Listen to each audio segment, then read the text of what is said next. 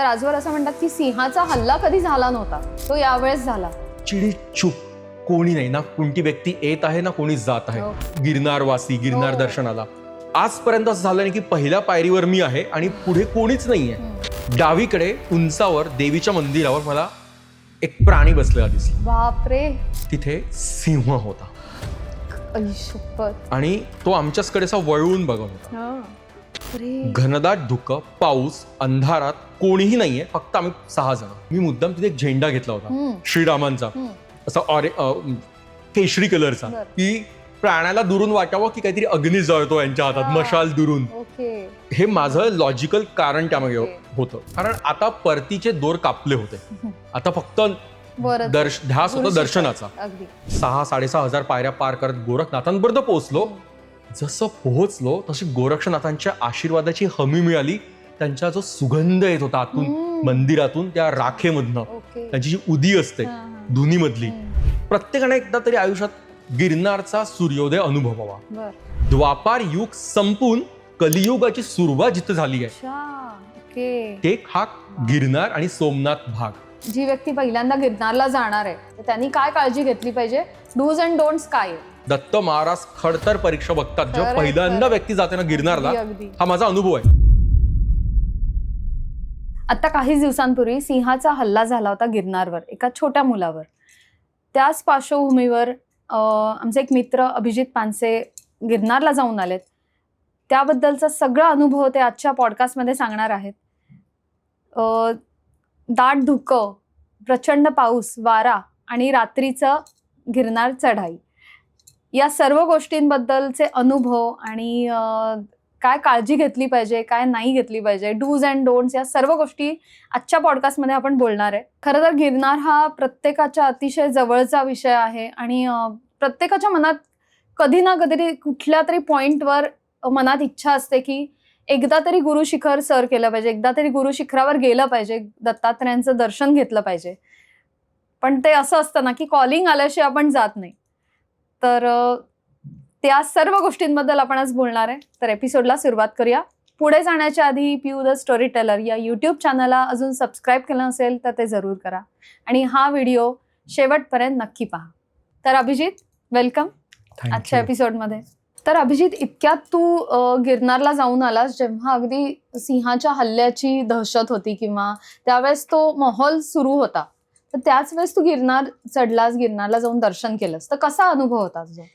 या वेळेसचा गिरनारचा अनुभव पूर्णपणे वेगळा होता. म्हणजे माझी जी छोटेखानी कारकीर्द आहे गिरनारची, त्यामध्ये आजपर्यंतचा हा जो गिरनार मी अनुभवला तो पूर्णपणे वेगळा, अपरिचित होता.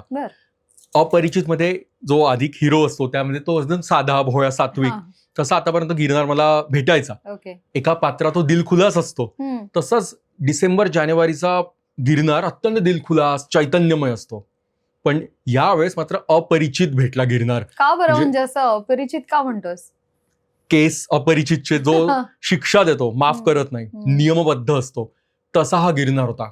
अत्यंत कडक, रौद्र. बर. अचानक खरं तर आमचा बेत ठरला की गिरनारला जायचं. काही प्लॅनिंग त्या मागे नव्हतं आणि कुठून कसं जुळलं माहिती नाही, पण सर्व ऑगस्टमध्येच जायचं ताबडतोब हे ठरलं. आणि आम्ही वेळेवरती, आम्हाला सगळ्या गाड्या, रिझर्वेशन मिळत गेले. 6 जण होते, मी धरून 6.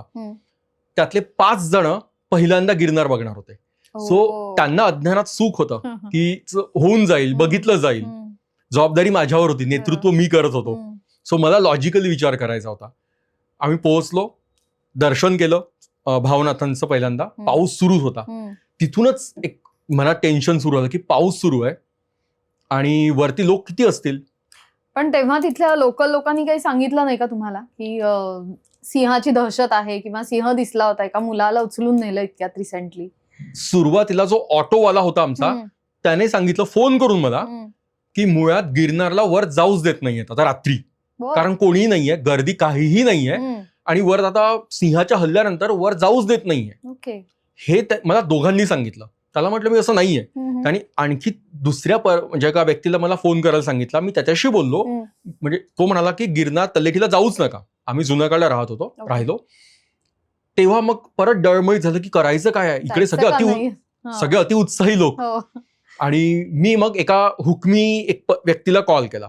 त्याने म्हटलं की गिरनार सुरू आहे, ओके. तुम्ही रात्री जाऊ शकता आणि काही अडचण येणार नाही असा एक आपला उत्साह वाढवायला तो बोलला. लॉजिकली वेगळं मन सांगत होतं. मग सगळ्यांना म्हटलं की आपण ऑटोने जातोय. सो आम्ही जुनागडवरनं पहिल्या पायरीपर्यंत पोहोचलो. भवनाथांचं दर्शन घेतलं. तेव्हाही पाऊस सुरू होता. रेनकोट वगैरे सगळं घालूनच आम्ही सर्व जय्यत तयारीने निघालो होतो मोहिमेवरती गिरनारच्या. लंबे हनुमानजींचं दर्शन घेतलं पहिल्यांदा आणि मग पहिल्या पायरीपर्यंत पोहोचलो. मी मगाशी जे बोललो की यावेळेचा गिरनार पूर्णपणे अपरिचित होता. त्याचं कारण हेच की आजपर्यंत जेव्हा गिरनारच्या पहिल्या पायरीपर्यंत जातो, छोटी छोटी दुकानं, खाण्याची सुगंध येत असतो. गुजरात आहे त्यामुळे खाण्याची रेलचेल असते तिथे, तर एक उत्साह असतो. म्हणजे लोक रेलचेल असते लोकांची. मी यावेळेस गेलो, एकही हॉटेल रेस्टॉरंट सुरू नाही, सगळं बंद. बापरे. पाऊस, अंधार. एकमेव छोटंसं दुकान सुरू होतं, ते बंद करण्याच्या मार्गावर होतं. तिथे आम्ही काहीतरी बेसिक अगदी खाल्लं आणि निघालो. लंबे हनुमानजींचं दर्शन घेतलं होतं. आता पहिल्या पायरीवरती गेलो. पहिल्या पायरीवर नारळ वाढवलं. हा एक वेगळा अनुभव. आजपर्यंत पहिल्या पायरीवरती उभं सुद्धा राहायला जागा राहत नाही. बापरे. नारळ वाढवायला तर म्हणजे लोकांची गर्दी असते तिथे. तर तिथे जागा नसतेच. कोणाला हनुमान चालीसा स्तोत्र म्हणायचं असतं, तिथेही जागा नसते. ह्यावेळी शुभ शांतता, कोणीच नाही. मी किती वाजता तुम्ही चढायला सुरुवात? 10:30 जवळपास. 8:30 9:30 आम्ही लवकर सुरुवात करणार होतो, पण ते पुढे होत गेलं की हेच लोक सांगताय की कशाला जाताय रात्री, कोणी नसणार आहे तुम्हाला सोबत. अख्ख्यांदा रिस्कीच होतं, म्हणजे लॉजिकली रिस्की होतं. भक्तिभाव म्हणतो की दत्त महाराज आहेत, ते सांभाळून घेतील आपल्याला, असं एक मनात भाव. पण ही श्रद्धा झाली. एक आपलं बुद्धी काय म्हणतं हे चुकीचं आहे. पण मला माहिती आहे की आता मी काही म्हटलं तरी कोणी ऐकण्याच्या मनस्थितीत नव्हते. ते म्हणणं की आपण चालायचं. पहिल्या पायरीवर मी नारळ वाढवलं आणि पुढे बघितलं. परत नवीन पहिल्यांदा एक अनुभव आला की आजपर्यंत असं झालं नाही की पहिल्या पायरीवर मी आहे आणि पुढे कोणीच नाहीये. पुढच्या पायरीपर्यंत चिडीचूप, कोणी नाही ना. कोणती व्यक्ती येत आहे ना कोणी जात आहे. गिरनारवासी गिरनार दर्शनाला. त्या अंधारातल्या पायऱ्या हळूहळू प्रकाश कमी कमी होता, अंधारात विलीन होत होत्या, गिळंकृत होत होत्या. तिथपर्यंत माझी दृष्टी जात होती. कोणीच नाही. फक्त आम्ही 5 जण 6 जण. त्याआधी मी सर्वांना काठ्या दिल्या तिथे. त्या काठ्यांचं महत्व तेव्हा वाटलं नाही त्यांना तितकं, पण त्या काठ्या फार महत्वाच्या होत्या. त्यामध्ये हे पण एक कारण होतं की समजा कोणता सिंह आला किंवा बिबट्या आला तर आपल्याकडे किमान काठी असेल. आणि तिथे बाकीचे म्हणजे साप, विंचू अशा गोष्टी, असे छोटे छोटे, तेही एक कारण होतं तिथे. कारण साप, नाग, घोणस सर्व प्रकारचे साप तिथे आहेत, विंचू तिथे आहेत. तर त्यामुळे आपण काठी वाजवतच तिथे जायचं असतं, त्या आवाजामुळे ते जातील म्हणून. तर मला कळत होतं हे सगळं जरा भीतीदायक आहे, कारण माझाही पहिला अनुभव होता. म्हणजे खरं सांगतो की मी अनेकदा गेलोय. तो असं रात्री कधी चढला नव्हता? रात्री मी चढलो होतो 2 ते 3 वेळा, पण तेव्हा प्रचंड रेलचल होती. एकदा गिरनार परिक्रमेवेळेस लोक असतातच, गर्दी होती. एकदा दत्त जयंतीच्या दुसऱ्या दिवशी गर्दीच, थंडीचे दिवस. पावसाळ्यात सुद्धा एकदा चढलो होतो, पण असा काही त्रास नाही, लोक होते. ह्या वेळेस कोणीही नव्हतं. मी नारळ वाढवलं. स्वामी समर्थांना शेजारी मंदिर आहे, त्यांना बाहेरून नमस्कार केला. अगदी मंदिर सुद्धा बंद होते, आतमध्येही कोणीही नव्हतं. चिडीचूप शांतता. पहिली पायरीला नमस्कार केला. मी मुद्दाम तिथे एक झेंडा घेतला होता श्रीरामांचा, असा केशरी कलरचा, की प्राण्याला दुरून वाटावं की काहीतरी अग्नी जळतो यांच्या हातात, मशाल दुरून. हे माझं लॉजिकल कारण त्यामागे होतं. झेंडा आपण वाहतच सोबत, पण दुसरं कारण हे पण होतं. पुढे निघालो. सर्वजण अति उत्साहात होते, कारण त्यांना कळत नव्हतं. त्यांना ते अज्ञानात सुख जे म्हणतात की अज्ञानात सुरक्षितता पण असते. देव आपल्याला सहाय्य करतो, पण मला माहित होतं की हे थोडं भीतीदायक आहे, कारण मला अख्खं जंगल डोळ्यासमोर येत होतं. कसं जाऊ आपण. पाऊस सुरू झाला घन जोराचा, आणि आमचं पहिलं पाऊल पडलं पायरीवरती आणि इथनं सुरुवात झाली. 50व्या पायरीला जेव्हा आलो तेव्हा मला आठवण आली की अगदी 2 आठवड्यांपूर्वीच ह्याच पायरीवरती सिंहिणीने एका लहान मुलाला उचलून नेलं, तेही गर्दीमध्ये. आणि ते 50 लोक होते जवळपास. त्या मुलाला उचलून तिने नेलं होतं आणि त्याचा मृत्यू झाला. म्हणजे भीतीदायक घटना घडली होती त्यावेळेस. हजारो वर्षांमध्ये पहिल्यांदा अशी घटना घडली. ते सगळं सर्व आठवतं. 50वी पायरी पार केली. इतकं घनदाट जंगल होतं आणि ओलत जंगल, पाऊस सुरू, आजूबाजूला अंधार, किर्र अंधार. त्यामध्ये आमचा जो मिणमिणका टॉर्च होता छोटासा, तो प्रकाश टाकत होता आणि काठ्यांचा आवाज, 6 काठ्यांचा आवाज सुरू होता. मी मुद्दाम सांगितलं की आवाज करत जा, काठी वाजवत जा प्रत्येक पायरीवरती. आम्ही पुढे निघालो. उत्साह होता, छान नाम जप करत थोडंफार बोलणं सुरू होतं आणि आमचा प्रकाशातल्या ज्या पायऱ्या होत्या त्या संपल्या आणि अंधाराचं साम्राज्य सुरू झालं. वरती दत्त महाराजांचा प्रकाश होता हृदयात प्रत्येकांच्या, पण तरीही ते भीतीदायक वातावरण होतं. पुढे आम्ही असं म्हणतात की 3000 पायऱ्यापर्यंत जर गिरचं जंगल घनदाट आहे, त्यानंतर मग जरा सेफ असतं. हो तेच कारण काय, कारण जंगल जे आहे ते अगदी पायऱ्यांना डावीकडे उजवीकडे लागूनच आहे. जसं आम्ही पुढे जाऊ लागलो तसं प्रत्येकांच्या मनात एक उत्सुकता होती, आनंद होता की दत्त महाराजांचं दर्शन करतोय आपण, पहाटे होईल जेव्हा होईल तेव्हा. आणि असं करत आम्ही काही पायऱ्यात चढलो. जेव्हा आमच्या 500 पायऱ्या पूर्ण झाल्या प्रत्येकाला फार आनंद झाला, कारण प्रत्येकाचा स्टॅमिना हा तेवढा सारखा नव्हता. बरोबर. 1000 पायऱ्या पार केल्या. माझ्या मनात तरी धाकधूक असायची की यार अगदी लागून जंगल आहे, सळसळ जरी झाली पानांची तरी भीती वाटायची. इतर लोकांना भीती नव्हती, मला होती, कारण मला अनुभव होता, जाऊन आला होता. मला लॉजिकली काही इन्फॉर्मेशन म्हणजे लॉजिकली काही माहिती होती माझ्याकडे. इतर अज्ञानात होते, त्याच्यामुळे ते सुरक्षित होते. पण कुठेतरी त्यांच्या मनात सुद्धा एक भीती असेल ना, अनामिक भीती, की सिंहाची दहशत आहे किंवा सिंहाचा हल्ला झाला होता, रात्रीचं कोणीही येऊ शकतं इथे. सिंहाचाच नाही, तिथे सर्वात जास्त भीती आहे बिबट्यांची. बिबट्या आणि रानडुक्कर प्रचंड आहेत आणि हे मी दुरून बघितलेले आहेत. त्यामुळे मला भीती वाटत होती. पण त्या अशा गोष्टी ठरवून आल्यात की आता सगळं बाद विचार आणि आता ठरलंय ना जायचं. त्यातले काही उत्साही आणि अतिउत्साही लोक म्हणत होते की जे होईल ते बघितलं जाईल. मी म्हटलं माझ्यावर जबाबदारी आहे एक प्रकारे, तर त्यामुळे मला थोडं दडपण होतं. असं करत आम्ही 2000 पायऱ्या चढलो. 2500 पायऱ्या चढल्यावरती आम्हाला एक माणूस आमच्या समोरून गेला एकटा. आमचा स्पीड कमी होता, तर थोड्या वेळाने आम्ही थांबत होतो. त्यानंतर 3 ते 4 आपल्या मराठी बायका आणि माणसं दिसतात आम्हाला. त्यांनी आम्हाला काय म्हटलं, 2000 पायऱ्यानंतरच जाऊ नका वर प्रचंड धुकं आहे, पाऊस इथे जो लागतोय तो अत्यंत कमी आहे, वरती सतत पाऊस आहे. मला हे लॉजिकली पटलं नाही. म्हटलं हे हिमालयात जनरली होतं की खाली पाऊस काहीच नसतो, वरती पाऊस होतो, कारण उंची तेवढी वाढते. गिरनारची तितकी उंची भौगोलिकरित्या उंची नाहीये, 3000 फूट. म्हटलं असं कसं शक्य आहे की वर पाऊस आहे आणि खाली नाहीये. पण ते म्हणाले की नका जाऊ. आम्ही म्हणे काल संध्याकाळी की सकाळी सुरू केलं आणि आता रात्रीचे 12-12:30 झाले आहेत, तरी आम्ही पोहोचलो नाहीये. पण म्हटलं भीती आहे का, भीती काही नाहीये असं म्हटलं आणि जरा हुरूप आला आणखी मला. तुम्ही पुढे जायचा आम्ही निर्णय केला, कारण आता परतीचे दोर कापले होते, आता फक्त ध्यास होता दर्शनाचा आणि तेच योग्य होतं. आणि परत पुढे निघालो.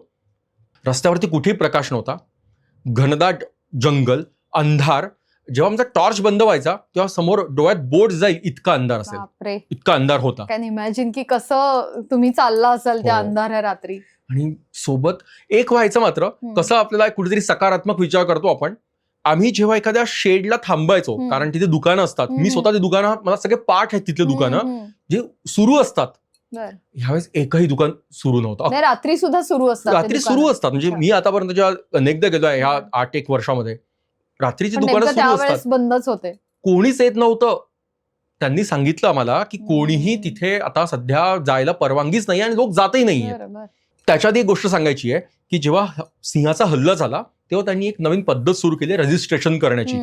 मोबाईलमध्ये रजिस्ट्रेशन त्यातलं त्यात. तिथे QR कोड आहे, त्यावर मोबाईलने स्कॅन करायचं आणि मग आपण ते होईल, रजिस्ट्रेशन होईल, नाव नंबर सगळं टाकायचं, आधार कार्ड वगैरे तुम्हाला सर्व. तेही होत नव्हतं. आमच्या 6 जणांचं झालं नाही. मी त्यांना म्हटलं, पोलिसांना, खालीच्या 2 पोलीस होते, ते म्हटलं होत नाहीये आणि ते म्हणे आणखी करा. ते शेवटपर्यंत झालंच नाही. तर आमच्यातले म्हणाले की आपण जाऊया तसंच.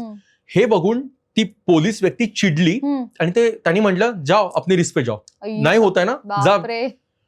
ते म्हणाले की माझं तुम्हाला परवानगी नाहीये जायला, तुम्ही जात आहात, आता तुमचं नशीब काय, तुमचं आणि तुमच्या रिस्क वरती तुम्ही चालला, धोका पत्करून, असे ते म्हणाले.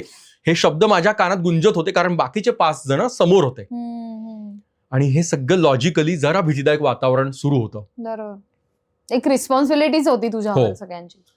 आम्ही 2,500 ते 3,000 पायऱ्या पर्यंत वर गेलो, पण त्यामध्ये एक सकारात्मक विचार येत होता. अशी गोष्ट घडत होती की आम्ही जेव्हा चालायला लागायचो पाऊस बंद व्हायचा हम्म. आणि जिथे आम्ही थांबतोय 5 मिनिटं विश्रांती घ्यायची आहे तिथे शेडला असायचं प्लास्टिकचं, तिथे आम्ही थांबायचो हम्म. आणि तेव्हाच जोराचा पाऊस सुरू व्हायचा. अच्छा, ओके. म्हणजे 5-10 मिनिटं पाऊस जोराचा सुरू होईल, परत पाऊस थांबायचं. थांबलो की आम्ही बाहेर पडायचो, ओ. परत पाऊस नाही. ओके, परत आम्ही जेव्हा थांबायचो तेव्हा पाऊस सुरू व्हायचा. बरं. पावसाने म्हणजे साथ दिली साथ त्यावेळेस दिली एक तुमची. प्रकारे. हम्म. पण घनदाट अंधार होता हम्म. आणि जेव्हा आम्ही 3000 पायऱ्या चढत होतो ना तेव्हा दूर एक आम्हाला वाटलं की चंद्र एक तारा चमकतोय जोरात. अच्छा. नंतर कळलं की तो तारा नाहीये आणि असा अंधुक ब्लरिश दिसायचा. हम्म, हम्म, तो लाईट होता, स्ट्रीट लाईट एक. हम्म, हम्म. तो इतकं प्रचंड धुकं होतं की तो असं दिसत की काहीतरी ब्लर असा अंधाराचा विचित्र त्याचा बरं, उजेड होता. बरं, हं. तो लाईट आहे कळायचं नाही. अच्छा. आणि मग आम्हाला खाली गेलेल्या लोकांचं कळलं, जे 4-5 लोक आम्हाला जे भेटले भेटले होते ते म्हणाले की वरती प्रचंड धुकं आहे आणि पाऊस सुरू आहे. आणि मग आम्हाला आमचा जो प्रवास सुरू झाला 3500 पायऱ्यानंतर की नुसतं धुकं आणि नुसता पाऊस. बापरे. पण त्यानंतर मी निश्चिंत झालो की आता जंगल संपलाय. सेफ झोन मध्ये आपण आलोय. काही त्यातल्या वेळा त्यात. त्यातल्या त्यात. कारण सिंह नसणार, बिबट्या नसणार, फक्त देवीच्या नंतर रानडुकरं असतात. ते एक होतं. पण म्हटलं आता 6 जण आपण ठीक आहे. पोहोचलोय, हा, काठी आहे, झेंडा आहे, झेंडारूपी मशाल आहे, आम्ही सुरक्षित पोहोचतोय. कारण 3,500-4,000 पायऱ्यापर्यंत एक आत्मविश्वास आला होता सर्वांना ओके, ओके. की आपण आता पार करूयात. खाली बघितलं ते जुनागड शहर चमकताना दिसायला सुरुवातीला 1,500 पायऱ्या, मग तेही अदृश्य होत गेलं. वा. फक्त आम्ही होतो. त्या बापरे. उजेडाचा कुठेतरी एक साथ होती की मानसिक, की ते दिसतंय प्रकाश आहे आहे शहर, बरोबर आपल्याला. प्रकाशमय हा. शहर जुनागड. नंतर जशा 2,000 पायऱ्या झाल्यात ना ते पण दिसणं बंद झालं. 2,500-3,000 पायऱ्यानंतर हा. फक्त आम्ही बापरे. चिडीचूप म्हणजे शांतता, आजूबाजूला ग्रुप सुद्धा कोणी जात येत नव्हते. कोणीही नव्हतं. हम्म. किर्र अंधार, सळसळतं जंगल, वरती पाऊस आणि ओले तर ज्या लहान मिणमिणत्या प्रकाशात ते जंगल दिसतं ते आणखी भयप्रद असतं. बापरे. कारण पाऊस, हो. शेजारून कोणता प्राणी जातोय कळणार नाही, इतकं घनदाट जंगल, किंवा कोणता दबाव धरून बसलाय प्राणी हे पण तेही कळणार कळणार नाही. नाही. मी सर्वांना सांगतो की काठीचा आवाज हो. करत चला, कारण साप, नाग, विंचू प्रचंड आहेत तिथे ओके. आणि लोकांना दिसतात. अच्छा. पायरींवरती बसायचं नाही हे ठरलं होतं, हम्म. ते आम्ही तेवढी पाळत होतो. ओके. असं करत आम्ही 3,000 पायऱ्या पूर्ण केल्या, 4,000 पायऱ्या पूर्ण केल्या. त्याआधी 1,000 किंवा 1,200 पायऱ्यांवरती आम्हाला एक दिलासा देणारी, प्रचंड विश्वास आणि साहस देणारी आमचं एक दर्शन झालं. ते म्हणजे शंकर महाराज. शंकर महाराजांचं स्थान आहे गिरनार पर्वतावर 1,000-1,200 पायऱ्यांवरती. ओके. मी ठरवलं की त्यांना चहा अर्पण करायचं, नैवेद्य दाखवायचं, म्हणजे माझं राहिलं. माझं सगळं प्लॅनिंग मी गेलो होतो, पण ते राहिलं की तिथे शंकर महाराजांना आपण नमस्कार करावा. आम्ही तिथे शंकर महाराजांना उपरणं अर्पण केलं बरं. आणि सुंदर त्यांचा आशीर्वाद घेऊन मस्त. आमचा प्रवास सुरू झाला. ओके. माहित होतं काहीही होणार नाही, पण वातावरण असं भयप्रद होतं की कोणीही नाहीये. आणि ना प्रत्येकाच्या मनात कुठेतरी एक अशी हुरहुर किंवा अशी भीती असणार. असणार. भीती होती, श्रद्धाही होती. हो. पहिल्यांदा गिरनार करतोय याचा आनंदही होता, एक साहस होतं. हो. पण एक असतं की आजूबाजूला घनदाट जंगल आहे आणि हो. नुकतीच आणि ही सिंहाची वेळ आहे हो. जागा बदलण्याची. रात्रीची, हो. आणि सिंह चवताळल्यात, जे काही घटना घडत आहेत सध्या गुजरातमध्ये. बिबट्या कधी पण येऊ शकत होता. सो ही सगळं मनात ओके. कुठेतरी आपलं जे माहिती आपल्या मेंदूमध्ये भरली जाते, त्याचे बरोबर. आपल्या भावना निर्माण होतात. 4,000 पायऱ्या पूर्ण केल्या आणि शेवटी आपलं नेमिनाथ दादांचं जैन मंदिर सुरू झालंय. नेमिनाथ भगवान जे आहेत ते श्रीकृष्णाचे सख्खे चुलत भाऊ आहेत. अच्छा. ओके. दोघांचाही जन्म मथुरेला झाला, बरं. म्हणजे त्याच भागात झालाय. त्याच्यामुळे हे सुद्धा तितकेच महत्वाचं दैवत होतं. आणि काहीतरी या घनदाट जंगलातून आपण चालतोय, काहीतरी वास्तू दिसतात आहे, मंदिरं दिसतात आहे, आनंद जैन मंदिर समूह दिसले. आम्हाला खूप बरं वाटलं, माणसात आल्यासारखं पण वाटलं. त्यावेळेस रात्रीचे बंद असतील ना हे सगळे कोणीही मंदिरं? नव्हतं तिथेही, कोणीच नव्हतं. पण त्यातल्या बरं वाटलं की आपण इथे आलो. आहे दिसली मग वास्तू तिथे. आम्ही तिथे एक प्रकारची थोडी विश्रांती घेतली 10-15 मिनिटांची. श्रावण सोमवार सुरू झाला होता, तर त्यामुळे आम्ही तिथे काही जरा खाणं केलं उपवासाचं, ज्यांचा उपवास आहे. आणि छान सगळेजण आता प्रफुल्लित झाले होते मनाने. बरोबर. भीती निघून गेली होती. माझ्याही मनावरची जी लॉजिकल भीती होती, बरोबर. काही होऊ शकतं, ती भीती निघून गेली होती. आता मला पण माहिती आहे की आता फक्त दर्शन करायचं. जो काही निर्धास्त होतो पूर्ण, कारण जंगल मागे पडलं होतं. आता जो काय त्रास आहे तो 5 लोकांपैकी 6 लोकांपैकी ज्यांना जमत नाहीये, चालायला त्रास होत होता, तो होत आहे. आणि वर पाऊस पडतोय, पण दॅट इज ठीक आहे सगळं. पण जे वन्य प्राण्यांची भीती होती, जी वाढली आहे सध्या, जीवाची जी भीती होती ती आता कमी झाली होती, ती नव्हती आता. मग आम्ही नेमिनाथांना बाहेरून नमस्कार केला, वर गेलो. काहीच वेळात आमच्या 5,000 पायऱ्या पूर्ण झाल्या आणि देवीचं दर्शन झालं, अंबाजी मातेचं. अच्छा, पार्वती मातेचं शक्तीपीठ आहे ते. अंबाजी मातेचं मंदिर बंद होतं. आम्ही बाहेरून दर्शन घेतलं आणि तेव्हा जी भीती मनात इतक्या वेळेसची होती ती खरंच तिथे प्रत्यक्षात भीती अवतरली. सिंहाची? डावीकडे उंचावर देवीच्या मंदिरावर मला एक प्राणी बसलेला दिसला. बापरे. आणि मी शेजाऱ्यांना सांगितलं की बोलू नका, पॅनिक होऊ नका, घाबरू नका, फक्त हळूच डावीकडे वर बघा धुक्यामध्ये काय आहे. तिथे सिंह होता आणि तो आमच्याचकडे असा वळून बघत होता. आम्ही जो 3 जण पुढे गेलो आणि सगळ्यांचे श्वास अडकले होते. वरती सिंह बसला होता आणि आमच्याचकडे बघत होता. बापरे. घनदाट धुकं, पाऊस, अंधारात, कोणीही नाहीये, फक्त आम्ही 6 जण. त्यातही सुरुवातीला फक्त आम्ही पुढे 3 जण होतो, 3 जण मागे होते. मागच्या 3 जबाबदारी होती की सिंह त्यांना पण बघणार होता. जे मागे 3 फक्त एकटे होते, सिंह त्यांना पण बघत होता. मी थोडं पुढे आलो. 6 जण प्रचंड घाबरले सिंह बघून वरती. आणि मग मी ठरवलं की आता यांना खरं सांगायला काही हरकत नाहीये, कारण माझी ट्रिक सफल झाली आहे. बापरे, म्हणजे ही ट्रिक केलीस तू त्यांच्या वरती सिंह होता पण जिवंत नव्हता, तो पुतळा होता सिंहाचा. आणि त्या सिंहाचा पुतळा असा तिरपा आहे, म्हणजे तो असा आपल्याकडे वळून बघतोय असा तो सिंह आहे. आणि त्या धुक्यामुळे तर काहीच कळलं नसेल, म्हणजे अक्षरशः आयाळ असलेला बब्बर शेर डोळ्यासमोर आलं ते दृश्य. तो सिंह बघतोय असं स्पष्टपणे जाणवतं अंधारात.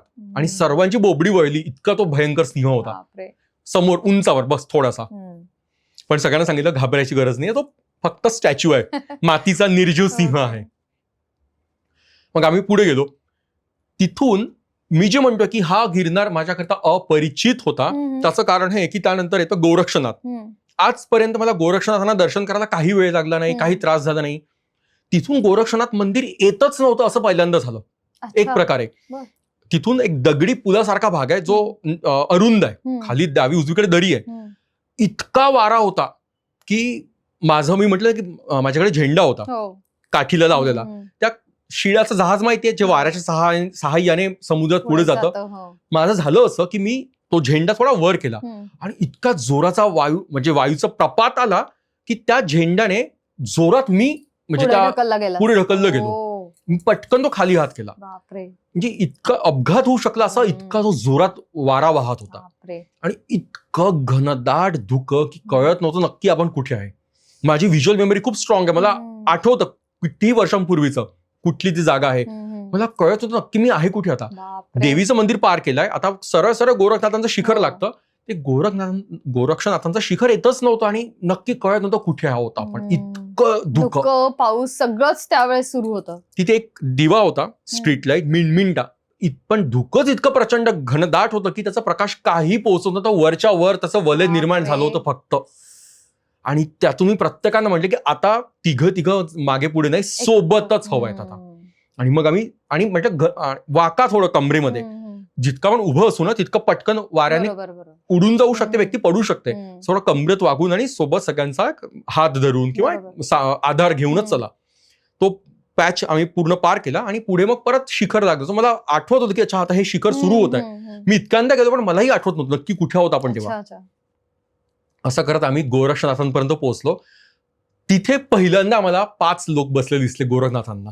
आणि माझ्या मनात ते सुरू होतं की गोरखनाथांना आपण पोहोचलो की समोर बसायची जागा आहे, पायरी आहे छोट्या छोट्या, तिथे बसू म्हटलं. कारण तिथून परत उघडा रस्ता सुरू होईल, म्हणजे ओपन, जिथे काही नाहीये, शेड नाहीये, परत वारा असेल, आपण ते थांबू सकाळ होईपर्यंत.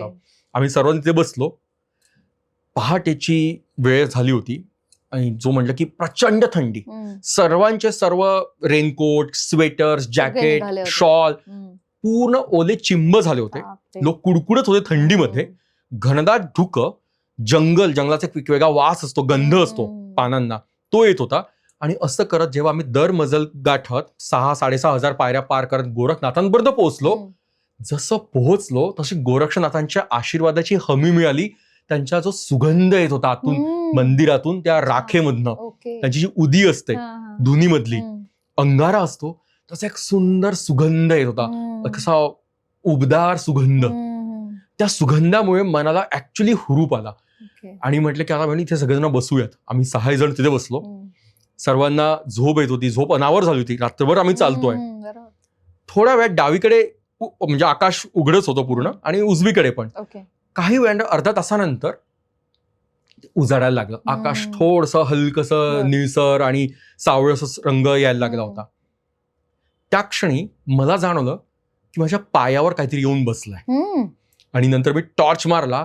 इतका मोठा बेडूक माझ्या पायावर होता. अरे बापरे. आणि तो मी फटकन त्याला फेकला तिकडे. सो असली भीती निर्माण होती की काय आलं पायावर नेमकं आपलं ते बघेपर्यंत मला टेन्शन आलं होतं. थंडगार स्पर्श त्याचा. तोवर उजाडायला लागलं होतं आणि बघितलं तर नुसतं धुकं, काही दिसत नव्हतं बाहेरचं आजूबाजूचा. आणखी थोडं छान उजाडायला निळं आकाश दिसायला लागलं. तिथून खरं गोरक्षनाथांच्या शिखराच्या समोरूनच गुरुशिखर दिसतं. बरोबर. त्यावेळेस पाहिलं का तुम्ही? गोरक्षनाथांच्या आधीच देवी मंदिरातनं आपण जेव्हा मागच्या बाजूने मंदिरात दर्शन करतो किंवा बाहेर येतो ना, तिथूनच दर्शन होतं खरं तर गुरुशिखराचं. तुम्ही जे म्हणता की गोरखनाथांचं दर्शन केल्यावर तिथून दर्शन होतं, ते तर अगदी सहज होतं. काहीच दिसत नव्हतं, फक्त आकाश, फक्त आकाश. म्हणजे आम्ही गोरखनाथांचं दर्शन करतोय बाहेरून, मंदिर ते बंदच होतं कारण कोणीच नव्हतं. पुढे काहीच नाही, फक्त धुकं आणि तेच निळसर आकाश होत आहे. आकाश म्हणजे धुकं, ढग दाटलेले खालपर्यंत. थोडा वेळ झाला आणि आम्ही निघालो तेव्हा मी बघितलं प्रत्येकांच्या पापण्यांवरती धुकं बसलं होतं, साचलं होतं. जसं की बर्फ साचलं आहे किंवा गिरणीत मधून आल्यावर कसं लोकांच्या तिथे पांढरे असतात, तसे लोकांच्यावरती धुकं साचलं होतं. कोणाच्या केसांवर, कोणाच्या टोपीवर, कोणाच्या पापण्यांवर सुद्धा. हळूहळू करत आम्ही वारा आता प्रचंड होता. बाहेर सुद्धा गोरखनाथांचं मंदिर आहे उघड्यावरती, जे पहिले खूप सुंदर होतं, आता कासेत त्यांना बंदिस्त केलंय. तिथं दर्शन घेतलं आणि खाली निघालो. खाली पटापट दर्शन लवकर उतरलो आम्ही आणि मग कमान आली ज्याच्यासाठी आपण वाट बघतोय, कमंडलू तीर्थ उजवीकडे आणि सरळ गुरुशिखर. बऱ्यापैकी आता उजाडायला लागलं होतं आणि आम्ही मग परत शेवटचा जो सुळका आहे गुरुशिखराचा, त्याला म्हणजे मी तरी दरवेळी करतो की ते सुरू करतो ना पर्वताला दर्शन, शेवटच्या पायऱ्या चढतो ना आपण त्या दत्त शिखराच्या, तेव्हा तो जो डोंगर आहे जो त्यावरच वरती दत्त शिखर आहे, दत्त पादुका आहेत, त्याला मी दोन्ही हातांनी असं पूर्ण करून नमस्कार करतो. कारण ते खरं गिरनारचं असं वाटतं की हे रूप आहे. मी अनेक वर्षापासून करतो. त्यांना नमस्कार केला की सुरक्षित इथपर्यंत आणलं आणि सर्वांना आणलं, खरोखर सुरक्षित आणलं. आणि यावेळेस दर्शन म्हणजे गिरनारचं दर्शन केलं खऱ्या रूपाने, त्याला मिठी मारली आणि वर पोहोचलो. तिथे गेल्यावर जो आनंद निर्माण झाला, गुलाबांच्या सुंदर देसी गुलाबांनी दत्त महाराजांच्या पादुका सजवल्या होत्या. त्याचा एक सुंदर मंद गंध, सात्विक सुगंध तो दरवळत होता. हिना अत्तर आम्ही आणलं होतं, हिना अत्तर त्यांनी वाहिलं. त्याचा अत्तराचा सुगंध दरवळला मनात. आतमध्ये काही उदबत्त्या आणि सगळं तो एक सात्विक वातावरण असतं ना. ते नुकतीच आरती आटोपली होती. आम्ही जेव्हा पायऱ्या चढत होतो त्या आरतीचा आवाज सुरू झाला होता, घंटानाद सुरू झाला होता. त्यामुळे खूप आनंद, हृदयामध्ये असा आनंद मावेनासा झाला होता. आत गेलो, दर्शन केलं. दर्शन करताना गुप्तेश्वर महादेवांचं पण दर्शन केलं, जे भुयारात आहे. प्रदक्षिणा घातली आणि जितकं डोळ्यात साठवता येईल तेवढ्या पादुका साठवल्या. सुंदर गोंडस दत्त महाराजांची मूर्तीचं दर्शन घेतलं आणि मग तिथून खाली आलो. सोबतचे काही लोक होते ते खूप इमोशनल पण झाले होते. पहिल्यांदा दर्शन केलं त्यांनी आणि आम्ही खाली पोहोचलो. हा श्रावण सोमवार होता.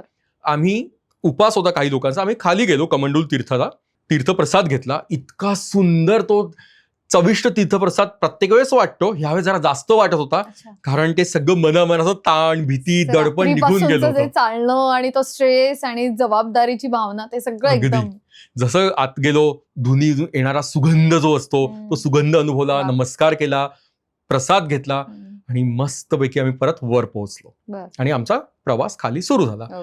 खाली आल्यावर सर्वांना दाखवतो सिंह बघा परत एकदा आणि मग परत गोरखनाथांचं दर्शन घेतलं. तेव्हा हसायला आलं सगळ्यांना आणि मग आम्ही परत खाली पोहोचलो. आणि त्या अशा प्रकारे श्रावण सोमवारी आमचं हेच संपूर्ण दत्त महाराजांचं दर्शन झालं, गोरखनाथांचं दर्शन झालं. अंबाजी मातेचं दर्शन केलं, मंदिर तेव्हा उघडलं. अंबाजी मातांचं जे मंदिर आहे तिथून रोपवे सुरू होतं ना, तर रोपवे नाही केला तुम्ही त्यावेळेस? पाऊस, प्रचंड वारा, रोपवे बंद होता. बापरे. सर्व आमच्या सोबतचे जे Climate लोक होते ना ते अगदी चातकासारखी वाट बघत होते की हा रोपवे कधी सुरू होईल. सर्वजण म्हणतो की आपण असा विचार करूया, मॅनिफेस्ट करूयात की रोपवे सुरू होईल. रोपवे सुरू नव्हता. दत्त महाराज खडतर परीक्षा बघतात. जेव्हा खरंय, पहिल्यांदा खरंय. व्यक्ती जाते ना गिरनारला, अगदी, अगदी. हा माझा अनुभव आहे. वैष्णोदेवी, अमरनाथ आणि दत्त शिखर गिरनार पहिल्यांदा जाल तर प्रचंड त्रास होतो. काय असतील ते कार्मिक स्वच्छ होतं मला माहिती नाही, पण ते होतं. पण अनुभव पण छान येतो ह्या तिन्ही ठिकाणचा. तर रोपवे बंद होता आणि परत दर मजल करत आम्ही 10,000 पायऱ्या 10,000 येताना 10,000 उतरून आलो. उतरलो. पायाच्या पोटऱ्या इतक्या म्हणजे स्पर्श सुद्धा करू शकत नव्हतो, इतक्या वेदना होत होत्या. बापरे. खाली उतरलो, पण जो आनंद होता परत वेगळाच. मारुती रायांना तो झेंडा आणि ती काठी अर्पण केली तिथेच अच्छा. आणि दर्शन करून आम्ही मग निघालो परतीला. वा, काय सुंदर अनुभव आलाय हा. म्हणजे अक्षरशः तू जे सांगितलं ते सगळं अगदी डोळ्यासमोर उभं राहिलंय माझ्या. तर आजवर असं म्हणतात की सिंहाचा हल्ला कधी झाला नव्हता, तो यावेळेस झाला. तर याबद्दल काय सांगशील? आजवरील इतिहासात पहिल्यांदा तो हल्ला झाला होता. तिथल्या लोकांनी जी काही माहिती सांगितली मला, ते हेच म्हणत होते की लोकांनी सिंहाला त्रास दिला. झालं असं होतं की आधी एक मोठा ग्रुप गेला आणि सिंह तिथे बसले होते, त्यांना दिसत होते सिंह, त्यांची पिल्लं होते आणि सिंहिणी होत्या विशेषतः. यांनी त्यांच्यावर टॉर्च मारला पहाटे 4:30-4 वाजता डोळ्यांवरती. प्राणी बिथरतात, प्राणी चिडके असतात, ते वन्य प्राणी आहे ना शेवटी, पाळीव प्राणी नाहीये. त्यांच्या त्यांची टेरिटरी आहे, त्यांचं जंगल आहे, तिथे आपण गेलोय, त्यांचा वावर आहे ऍक्च्युअली. तिथे यांनी टॉर्च मारला, दगड मारलेत. कारण काय? कारण वर्षानुवर्ष एकच आपल्याला सांगितलं जातं की गिरचे जंगलातले जे सिंह आहेत ते आणि मनुष्य हे एकमेकांसोबत छान कामराडेरी मेंटेन करून ते आयुष्य जगतात. याच्यामध्ये एकमेकांचा लोकांनी एकमेकांना सांभाळून घेतलंय आणि आयुष्य जगतात. ते कधीच कोणाला हल्ला करत नाही. हे माहीत झाल्यामुळे ते गृहीत धरायला लागले सिंहांना. हे विसरले की तो प्राणी आहे, त्याचा DNA जो आहे, मूळ स्वभाव, ते वन्य प्राणी आहे. समोरच्या लोकांनी त्यांना टॉर्च मारला, दगड मारले, फोटो काढायचा प्रयत्न केला आणि त्या सिंहिणीला पिल्लं होते असं म्हणतात. आणि त्या पिरियडमध्ये सिंहिणीला जेव्हा पिल्लं झाले असतील ती खूप व्हल्नरेबल असते, खूप म्हणजे ती सावधानता खूप बाळगते आणि खूप प्रोटेक्टेड असते ती. हा ग्रुप पुढे गेला आणि मागचा ग्रुप आला. त्यांचा जो राग होता तो त्यांनी ह्या ग्रुपवरती काढला की त्या मुलाला उचललं. दुसरे कारण म्हटलं जिल्हाधिकारी तिथल्या की तो म्हणजे त्यांचा तो ती वेळच आहे पहाटे 5:30-4:30ची. ते क्रॉस करतात तो रस्ता पायऱ्यांवरून, 50-60व्या पायऱ्यांवरून, जिथून आपण नेहमी जातो सहजपणे. तेव्हा ते रस्त्यात त्यांची इन्स्टिंक्ट ऍक्शन होती.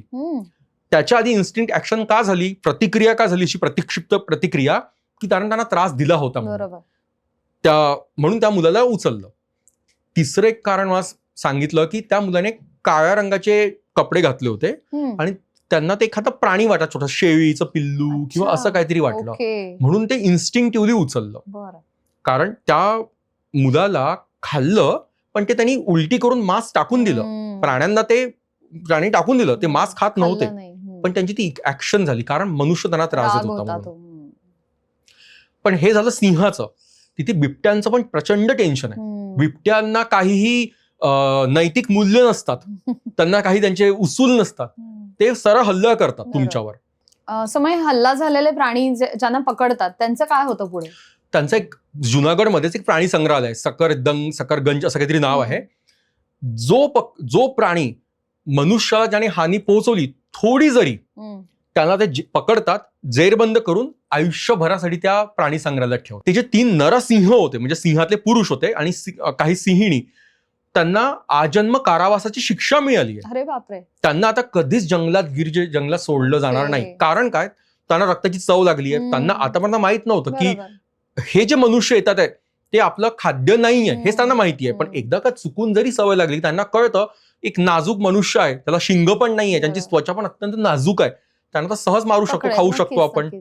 म्हणून त्या 3 सिंहांना आजन्म कारावास मिळाला. आता यापूर्वी अनेक बिबट्यांना कारावास मिळाला तिथे आणि खूप लोकांना माहित नाहीये. मला श्रद्धेवरती पूर्ण विश्वास आहे. लोकांना वाटतं की दत्त महाराज आहेत, आपण पुस्तकं वाचले आहेत, आपण लोकांचे अनुभव ऐकतो की दत्त महाराजा बिंदास जायचं, ते सांभाळून घेतील. पण हे कधी जेव्हा अज्ञानात सुख असतं, आपल्याला काहीच माहिती नसते, मीही तसे प्रताप केले आहेत. रात्री विरात नाही, कधी एकदा पहिल्यांदा तर मी एकटा गेलो आहे. पण मला एकदा अशी माहिती मिळाली 2021 ऑक्टोबर महिना, 22 ऑक्टोबर 2021, मी रात्रीतनं दुपारी वर्क फ्रॉम होम सुरू होतं माझं. मी वर्क फ्रॉम होम केलं हॉटेलमधनं, 1:30 वाजता लॉग आउट केलं आणि 1:30 वाजता वर निघालो दर्शनाला. तेव्हा सुरू पण नव्हतं रोपवे. दर्शन केलं, रात्री 9:30-10 वाजता मी एकटा खालून वर येत होतो. जेव्हा मी दर्शन करून प्रसाद घेऊन वर आलो गोरखनाथांपाशी जे पुजारी होते त्यांनी सांगितलं की आता एकटा जाऊ नको, जे मागे 4 मुलं येतात त्यांच्यासोबत जा. कारण इथे गोरखनाथांच्या पुढे एक दगड आहे, त्याच्या खाली ते भुयार आहे, लोक जातात भुयारातनं. त्या भुयारावर रात्री 2 ते 1:30 ते 3 पर्यंत रोज एक बिबट्या येऊन बसतो. बापरे. आणि ह्या बिबट्याने जो गोरक्षनाथांचा जो पुजारी आहे वर्षानुवर्ष त्याच्यावर हल्ला केला. बापरे. म्हणजे बघा, म्हणजे नेहमीचा दिसणारा जो पुजारी आहे त्याचे मामा होतो, म्हणजे माझेच मामा होते इथे, त्याच्यावर हल्ला केला. त्यांचा हात कापावा लागला, हात त्याने खाल्ला बिबट्याने. म्हणजेच काय, जेव्हा तुम्हाला माहिती नसतं तेव्हा दत्त महाराज किंवा एक ईश्वर जो असतो, शक्ती असते, ती आपलं रक्षण करत असतं. पण जेव्हा तुम्हाला माहिती होतं तेव्हा तीच ऊर्जा म्हणते तुम्हाला, आता मी तुम्हाला वॉर्निंग दिली होती, आता रिस्क नाही घ्यायचा, आता लॉजिक वापरायचं, आपलं बुद्धी वापरायची. त्याच्यानंतर मी कधी असं रिस्क घेतला नाही. त्यामुळे तिथे बिबट्यांचा हल्ला होता, बिबट्यांचा प्रचंड वावर आहे. रानडुकरं आहे, तो माणूस तिथला पुजारी सांगत होता की रानडुकरं खूप तुम्हाला दिसतील जंगलामध्ये आता जाताना, कारण रात्रीची अशी 1:30 वाजताची वेळ होती. त्यामुळे मग असे बिबट्यांचे हल्ले झालेत गिरनारला, फक्त ते पुढे येत नाहीत, न्यूज मध्ये येत नाहीत. आणि जेव्हा हल्ले झालेत तेव्हा त्यांना मग त्या प्राणी संग्रहालयात त्यांना कायमचं जेरबंद करतात. सो अशी वन्य प्राण्यांची भीती होती, जी लॉजिकली मला माहित होती आधीपासून, म्हणून मला दडपण होतं मनावरती. आणि आमच्यासोबत जे 5 जण निश्चिंत होते की सगळं मस्त होणार आहे, तुझ्यावर सोडून म्हणून मी काठ्या दिल्या होत्या की म्हटलं अगदी काहीच नाही, आता काठी तरी दाखवूयात आपण प्राण्यांना. त्याच्यामुळे श्रद्धा आणि आपली बुद्धी ह्या दोन्हीचा सुवर्ण मध्य साधूनच दर्शन करायचं असतं. जे जंगलातला भाग आहे, कुठले पण, गिरनार नाही, कुठे पण. रात्रीचा प्रवास करताना पण थोडी काळजी घेऊनच बरोबर गेलं पाहिजे. अशा प्रकारे दत्त महाराजांनी आम्हाला अनुभव दिला सुंदरसा. मस्त. गिरनार बद्दलच्या बऱ्याच अशा कथा आहेत, आपण ऐकत असतो, तर नक्की कुठल्या त्या कथा आहेत आणि त्याबद्दल काय सांगशील?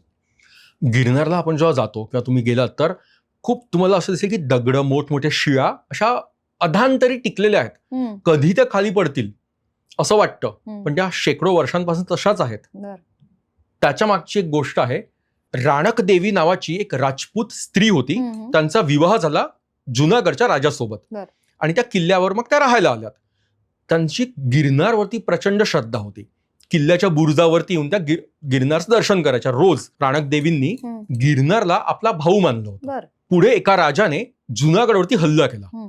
ह्या युद्धामध्ये राणक देवीचे पती राजे जुनागडचे, त्यांचा मृत्यू होतो, त्यांच्या मुलाचाही मृत्यू होतो, छोट्या मुलाचा. किल्ला काबीज केला जातो शत्रूकडनं. तेव्हा राणक देवी त्या बुरुजावर येतात आणि त्या बुरुजावर समोर गिरनार पर्वत दिसत असतो आणि त्या आतून त्वेषाने गिरनारला आर्ततेने साथ घालतात, रागाने म्हणतात की तुला मी भाऊ मानला आतापर्यंत आणि तू माझी रक्षा करू शकत नाहीयेस अजूनही. हा साम्राज्य संपताय, आपल्या राजाला मारलं, माझ्या मुलाला मारलं आणि आता मी म्हणजे मला माझं हरण होणार आहे आणि तरी तू काहीच करत नाहीयेस. इतकी आर्ततेने जोरात साथ घालतात बुरुजावरनं. गिरनारचे सर्व दगड, शिळा, धोंडे खाली यायला लागतात जोर जोरात. आणि तेव्हा होतं की खाली प्रजाजन राहत असतात, त्यांचे घर असतात. ते म्हणतात येऊन की देवी आम्हाला गिरनार पासून वाचव, तुझा राग किंवा तुझी आर्ततेमुळे तो काही विचार न करता खाली येतोय. तेव्हा ती देवी असा हात करते आणि गिरनारला म्हणते थांब, जिथे आहेस तिथेच थांब, जे होत आहे ते आता होऊ दे. आणि ते डोंगर, ते शिळा तिथेच थांबल्यात. बापरे. म्हणून असं वाटतं की अंगावर येतात. आणि प्रत्येक शिळांमध्ये वेगवेगळ्या प्रकारचा एक आकार आहे, वेगवेगळे आकार दिसतात. दत्तगुरूंचा आकार दिसतो, नंदी आकार दिसतो. पण पुढे या राणक देवी सती जातात. ज्या शत्रू राजाने आक्रमण केलं असतं त्याला ते शाप देतात प्रचंड की तुला त्वचा रोग होईल. त्या क्षणी त्याला त्वचा रोग होतो आणि ह्या सती जायला निघतात, कारण त्या राजाचा चेहरा हातात घेऊन, शिर हातात घेऊन ज्या राजाला शाप मिळाला असतो हम्म. त्याची आई म्हणते की ती सती जाते, आता सती देवीला माफी माग.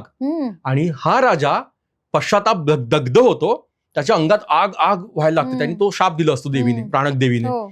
आणि तो माफी मागतो. चितेवरती ही देवी बसली असते आणि तो माफी मागतो. तो त्या क्षणी ती मोठ्या हृदयाने, ज्याने आपल्या नवऱ्याला मारलं आणि मुलाला मारलं आणि आपण सती जातोय, त्याला माफ करते. बापरे. त्या क्षणी त्याच्या चेहऱ्याचा जो त्वचा रोग आहे भयंकर, तो निघून जातो. एक प्रजाजन असतो, तो आंधळा असतो, तो म्हणतो की मला दृष्टी येऊ दे. सती माता ती त्याला तिथेच काही बोलत नाही, फक्त त्या सती इष्टावर बसून, ती चितेवरती बसून त्या हात असा करते, त्याची डोळे येतात. बापरे. अशी ती राणक देवी. आणि हा जो किल्ला आहे, ज्या किल्ल्यावरून ती रोज गिरनारचं दर्शन करायची, त्याचं नाव आहे उपरकोट किल्ला, जो जुनागडच्या मध्यवर्ती भागात अजूनही आहे. ओके. आणि ह्याच किल्ल्यावरती राणक देवी महल म्हणून जागा आहे. बरं, अशी गोष्ट आहे का ती त्याच्या मागची? बरं. ही गोष्ट 1200 वर्षांपूर्वी, 12व्या शतकातली आहे. नुकतीच एक गोष्ट झाली आहे गिरनारमध्ये काही वर्षांपूर्वी.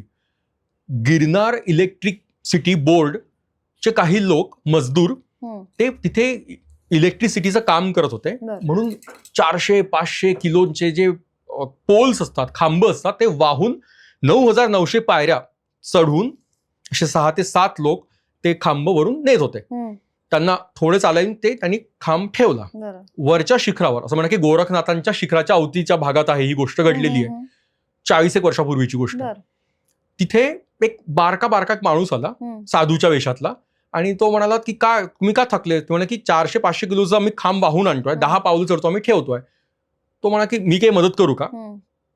त्या 6 लोकांनी याचा उपवास केला. बारका माणूस छोटासा सगळ्या नेऊ शकतोय. तो आला, त्याने प्रत्येक खांब उचलला आणि सहजपणे पुढच्या शिखरावर नेऊन ठेवला. बापरे. 6ही खांब. अच्छा. आणि हे सर्व मंत्रमुग्ध होऊन स्तब्ध झाले. ते म्हणे की तुम्ही कोण, किंवा तुम्हाला काय करू तुमच्याकरता आम्ही? तो म्हणे की आपण जेवायला करूयात काहीतरी.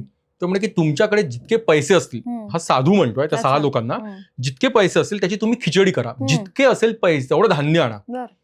त्यांच्याकडे जितके होतं त्याच्या अगणित पटीने ते खिचडी तयार झाली. वरती मोठं ह्यूज पातेल्यात खिचडी केली. आणि साधू बुवांनी म्हटलं की तुम्हाला जितकी हवं आहे तुम्ही तुमच्या खायला घ्या. ते म्हणे की नाही, तुम्ही साधू आहात, तुम्ही अतिथी आहात आमचे, तुम्ही पहिले घ्या. साधूने म्हटलं की नाही, तुम्हाला हवे तेवढं तुम्ही खा, नंतर मी खाईन. ह्या लोकांनी आपला जेवढी खिचडी हवी तेवढी खाल्ली आणि ह्यूज पातेल्यातली खिचडी बाकी होती. त्या साधूने ती पातेलं धरलं आणि बाजूला केलं आणि पाठ करून यांच्याकडे बसला आणि दोन्ही हातांनी खायला लागला. 3 मिनिटात अख्खं पातेलं रिकामं. काय सांगतो? आणि पोट त्याचं जागच्या जागी नॉर्मल. बापरे. तो निघून गेला महाकाली गुफेकडे. ओके. अशी घटना आहे. असं गिरनारवरती अशी घटना, अनुभव, खूप अनुभव येतात लोकांना तिथे गेले की. पण ते प्रत्येकाचा कर्म आणि आयुष्य, नशीब, श्रद्धा. बरेच जण प्रयत्न करतात दरवेळेस जायचा. बरेच जण श्रावणात प्रत्येक पौर्णिमेला जातात. अगणित लोक आहेत. म्हणजे आपण म्हणतोय की मी 5, 6, 7, 8 वेळा जाऊन आलोय. काहीच नाहीये. आपली उद्बत्ती कुठे उगवायची? इथे दर पौर्णिमेला जाणारे लोक आहेत. मला एक अनुभव आला पावसाळ्यातला, जो मला भीतीदायक होता. असे तर लोक जातातच ना, जाणारे जातात. पौर्णिमेला फक्त गर्दी असते, म्हणून एक चांगलं की पाऊस जरी असला ना तरी पौर्णिमेला गर्दी असते. पण असंही म्हणतात ना की तुम्हाला कॉलिंग आल्याशिवाय तुम्ही गुरु शिखरावर जाऊ शकत नाही, तिथून बोलावणं आल्याशिवाय. हा तर आपला प्रत्येकाला श्रद्धा भाव आहे. जसं वैष्णोदेवी म्हणा, गिरनार, तुम्हाला ते होतच काहीतरी. कारण बरेच जण खूप प्रयत्न करत असतात वर्षानुवर्षात गुरु शिखरावर जाण्याचा, पण ते तुमचं ते कॉलिंग आल्याशिवाय तुम्ही तिथे जात नाही असं म्हणतात. यावरून एक अनुभव सांगू का? मी गिरनारला केणे सर जे आहेत त्यांनी जे पुस्तक लिहिलं, 2012ला पुस्तक लिहिलंय, तेव्हाच त्यांनी ते पुस्तक आणलं होतं. 6 ते 7 वर्ष मी रोज म्हणजे विचार करतो की मला गिरनारला जायचं आहे. 2018 मध्ये डिसेंबर महिना, दत्त जयंतीचा दिवस होता. मी मुंबईला गेलो होतो आणि कामानिमित्त मी तिथून घरी येत होतो. 4 दिवस सुट्ट्या होत्या. मी रेल्वे स्टेशनला आलो, कारण रेल्वे होती पुढेची. तेव्हा मला कळलं की ही जी पुढची रेल्वे आहे ही जुनागडला जाते असं ऐकू आलं. आणि मला एकदम विचार आला, 4 दिवस तर आपल्याकडे सुट्टी आहे. आणि मी तेव्हाच विचार केला आणि पटकन इतकं ट्रेन सुरू व्हायला 1.5-2 तास बाकी होते की मला रिझर्वेशनचं सुद्धा वेटिंगचं तिकीट मिळत नव्हतं. 9 वर्षापूर्वीची गोष्ट ही. मी जनरलचं तिकीट काढलं, आतमध्ये गेलो तर आतमध्ये जे मुंगीलाच जागा मिळेल शिरायला तितकीच जागा होती उपलब्ध. मी आतमध्ये बसलो आणि प्रवेशद्वारापाशीच सगळी जय्यत पंगत बसली होती लोकांची. तिथे मी कशी तरी जागा मिळवली आणि बसलो. रात्री 8:30 7:30ला आमची ट्रेन सुरू झाली. दुसऱ्या दिवशी दुपारी 4:30 वाजता मी जुनागडला पोहोचलो. 4:30-5 वाजता. तितक्या वेळ फक्त असं बसलो होतो, पूर्णपणे जागा. झोपलो तर नव्हतोच, शक्यच नव्हती जागा नसल्यामुळे. ताबडतोब 2 ते 3 तासानंतर मला जुनागडला म्हणजे पहिल्यांदा गिरनारला चढायचं होतं. तलेठीला आलो, एक धर्मशाळेत थांबलो. म्हणजे तिथे उघड्या हॉलमध्ये तुम्हाला एक जागा मिळेल झोपायला. तिथे मी सामान ठेवलं आणि निघालो. रात्रभर झोप नव्हती झाली. आणि दुसऱ्या दिवशी मग त्याच रात्री 11 वाजता सुरुवात केली. उत्साह प्रचंड होता. पहिल्यांदा गिरनार आणि दत्त जयंती जस्ट आदल्या दिवशी झाली होती रात्री. सुंदर चंद्र, दत्त महाराजांचा जो चेहरा दिसतो एक गिरनार डोंगराचा, त्या गिरनार पर्वतावर तो चंद्र वर आला होता. अगदी खूप सुंदर वाटत होतं. रात्री 9:30, 10, 11 वाजले असतील. मी तिथे जेवलो रात्री खाली तलेठीला. वातावरण चैतन्यमय असतं डिसेंबर जानेवारीचा गिरनार. आणि वर निघालो. नंतर जी अवस्था खराब झाली, कारण रात्रभर मी एका मुटकळ बांधून बसलो होतो, स्वतःचं मुटकळ करून, आणि खूप खूप खूप त्रास झाला. पण अजूनही ती पहाट इतकी आवडते की जेव्हा दत्त महाराज गोरक्षनाथांना थांबलो आणि तिथे मग सूर्योदय व्हायची जी वेळ होती ना, प्रत्येकाने एकदा तरी आयुष्यात गिरनारचा सूर्योदय अनुभवावा. जेव्हा पहाट संपायला लागली, एक अशी क्षितिजावरती स्वच्छ आकाश असतं, क्षितिजावरती दत्त महाराजांच्या मागे अशी एक रेष निर्माण होते, सरळ सोट केशरी, मग ती लाल सर केशरी, मग पिवळ्या रंगाची निर्माण होते. तोवर दत्त शिखर फक्त पुस्तकातच बघितलं होतं किंवा याच्यात बघितलं होतं पुस्तकांमध्ये. पहिल्यांदा अंधार होतो ना आतापर्यंत, मग मला दत्त शिखर जाणवायला लागलं. अच्छा, ते सुळका दिसतोय. हे आता लाईट सुरू झाले तिथे रात्रभर जे असतात, तेव्हा नव्हते. आणि मग मागे सूर्योदयाची जी सुरुवात झाली होती आणि समोर दत्त महाराजांचं शिखर. इतका अप्रतिम सूर्योदय होता. तिथेच गोरक्षनाथांजवळ एक घंटा होती पूर्वी, तांब्याची पितळीची घंटा, जाडी. खूपच सुंदर चैतन्यमय वातावरण. ते माझं पहिलं दर्शन गिरनारचं. उतरताना मात्र जीव गेला, कारण 2 रात्र झोपलो नव्हतं, उतरूच शकत नव्हतो. मला अजूनही आठवतं की एक खाली उतरताना एक जागा आहे, टर्न आपण उतरतो ना 5000 पायऱ्या शेवटच्या, तेव्हा तिथे एक मला चालताना झोप लागत होती. म्हणजे चालताना उलट्या येत होत्या. मला अजून माझी अवस्था आठवतं. 2 दिवस झोपलो नव्हतो. तर तिथे एक जागा आहे दुकानापाशी. मी तिथे बसलो आणि मला कळलं नाही काय झालं. मला एक कोणीतरी असं म्हणजे हे केलं, म्हणजे इथे झोपू नका, मागून कोणी येईल तर तुम्हाला त्रास होईल, मागची पण व्यक्ती पडेल.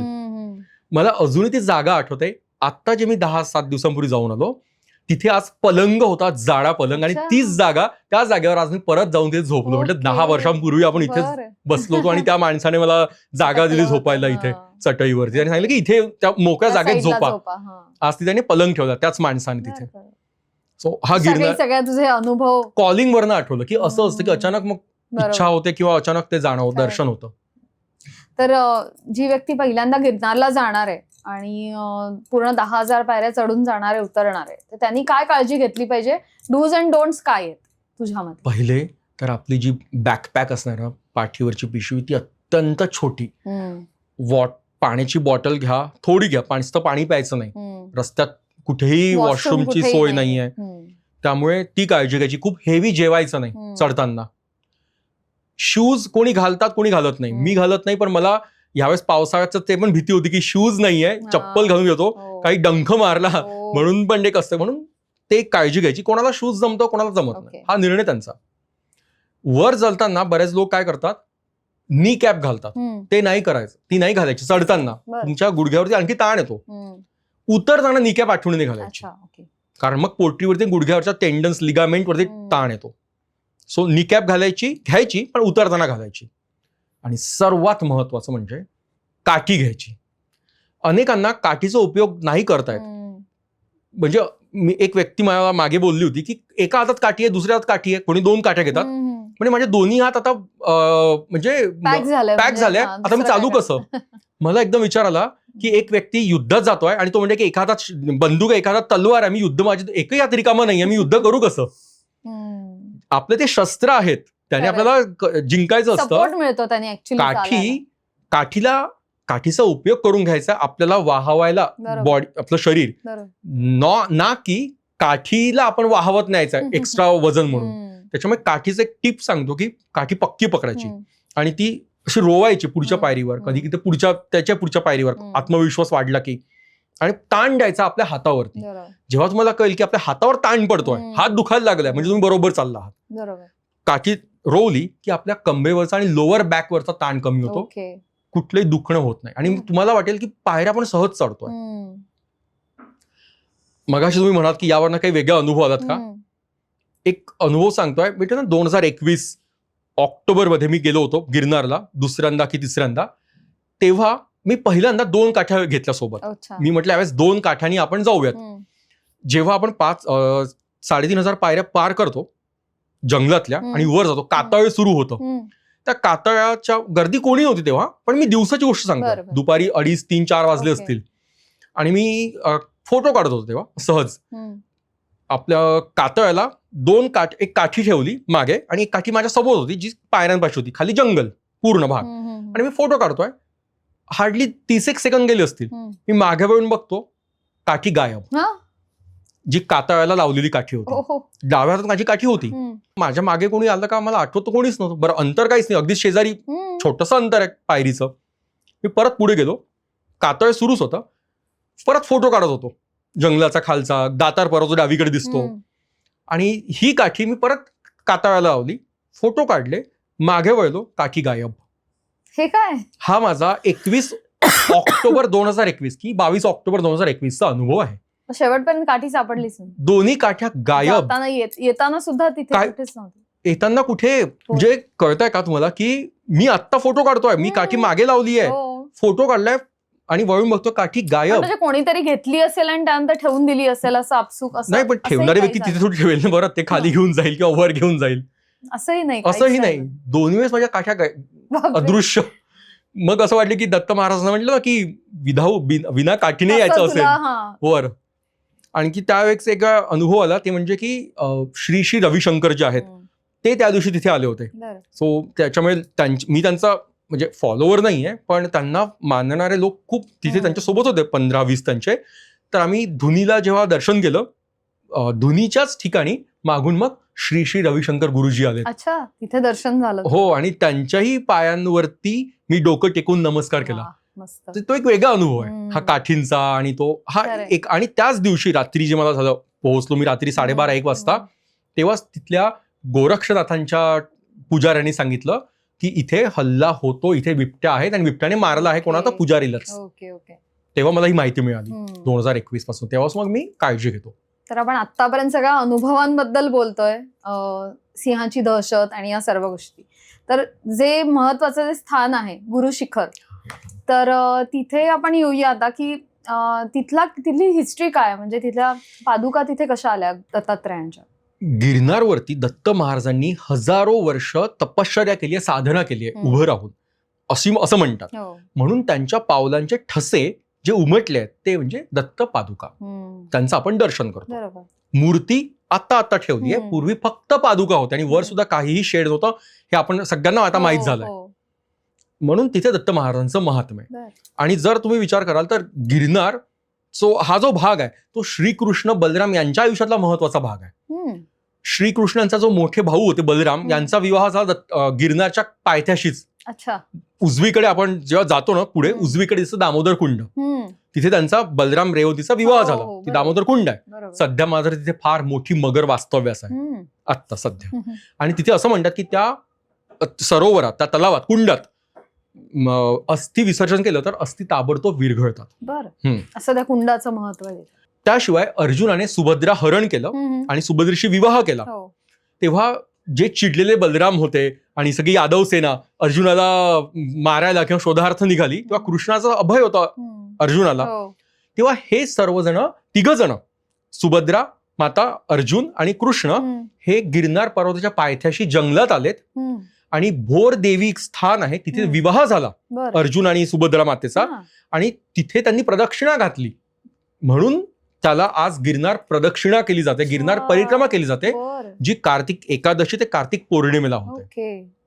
असं महत्व आहे. आणि तिथूनच अगदी 50-70 किलोमीटर सोमनाथ भालका तीर्थ प्रभास क्षेत्र आहे, तिथे श्रीकृष्णाने देह सोडला भालका तीर्थला.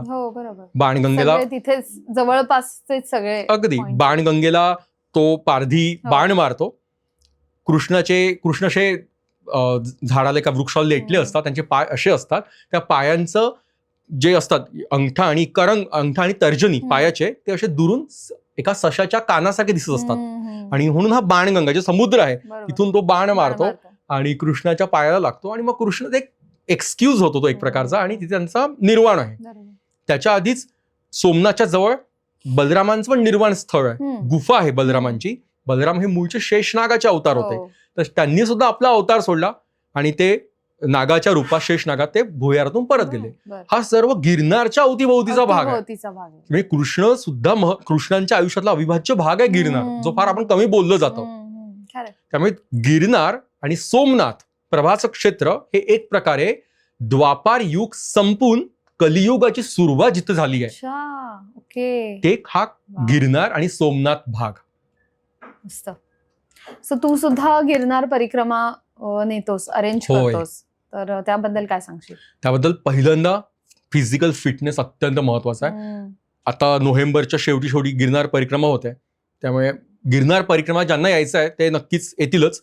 पण यावेळेस परिक्रमा प्रचंड कठीणपेक्षा प्रचंड गर्दी असणार आहे, कारण मागच्या वेळेस परिक्रमा कॅन्सल झाली, पावसामुळे कॅन्सल झाली होती. तर परिक्रमेचा हा फार मोठा विषय आहे खरं तर. पण गिरनार म्हटलं की हे सगळं आठवतं. आणि एक परिक्रमेचा लेखच बोलतोय की जेव्हा आपण परिक्रमा करतो आपल्याला वाटतं की जंगलातून आपण जातोय, आणि जेव्हा गिरनार यात्रा करतो हे खूप लोकांना गोंधळ होतो. गिरनार दर्शन वेगळं आणि परिक्रमा वेगळी. गिरनार दर्शन, गिरनार यात्रा 365 दिवस आहे. गिरनार परिक्रमा वर्षातनं 4च दिवस, कार्तिकी एकादशी ते कार्तिक पौर्णिमा हे 4च दिवस असते. आणि यातून ती प्रदक्षिणा जंगलातून होते. आपल्याला वाटतं की वरून दिसेल रस्ता जाण्याचा, मी स्वतः बघतो काही दिसत नाही, इतकी घनदाट जंगलातून ती यात्रा होत असते, परिक्रमा होत असते. गोरक्षनाथांचं पण तेवढंच महत्व आहे जेवढं दत्तगुरूंचं आहे त्या गिरनार पर्वतावर, तर त्याबद्दल काय सांगशील? नवनाथ संप्रदायातले ज्यांनी खऱ्या अर्थाने नवनाथ संप्रदाय पुढे नेला ते गोरखनाथ. मच्छिंद्रनाथ त्यांचे गुरु आदिनाथ म्हणजे शिवशंकर. पहिले नवनाथांपैकी नाथ म्हणजे मच्छिंद्रनाथ आणि त्यांचा शिष्य म्हणजे गोरखनाथ. पण गोरखनाथ हे अजूनही जिवंत सदेह आहेत, म्हणजे ती ऊर्जा अजूनही आहेत, जे नवनाथ भक्तिसारात पण सांगितलंय की सर्व नवनारायणांनी जे रूप अवतार घेतला नवनाथांचा, त्यांनी कलियुगाच्या शेवटी आपापल्या समाध्या घेतल्या. पण गोरखनाथ मात्र अजूनही आहेत, त्यांनी समाधी घेतली नाहीये आणि त्यांचं कायम स्वरूपी वास्तव्य आहे गिरनारवर गोरक्षनाथ टूक म्हणजे गोरक्षनाथ शिखरावर. मध्ये गोरक्षनाथ आहेत, डावीकडे मच्छिंद्रनाथ आहेत आणि उजवीकडे कालभैरवनाथ आहेत. अशांचं दर्शन करायचं, आदेश घ्यायचा त्यांचा आणि दत्त महाराजांचं दर्शन करायचं.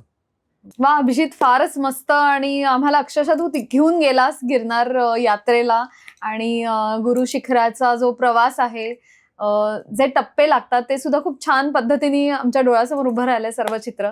खूपच विलक्षण अनुभव होता हा सगळा. सो छान झालाय आपला पॉडकास्ट, स्टार्ट टू एंड कुठेही असं फ्लो मध्ये झालाय. So thank you so much. आणि ज्यांना गिरनार परिक्रमा करायची आहे त्यांनी अभिजितला कॉन्टॅक्ट करा, मी त्यांचा नंबर डिस्क्रिप्शन मध्ये देतेच आहे. लवकरच भेटूया आता पुढच्या पॉडकास्टमध्ये. तोपर्यंत धन्यवाद.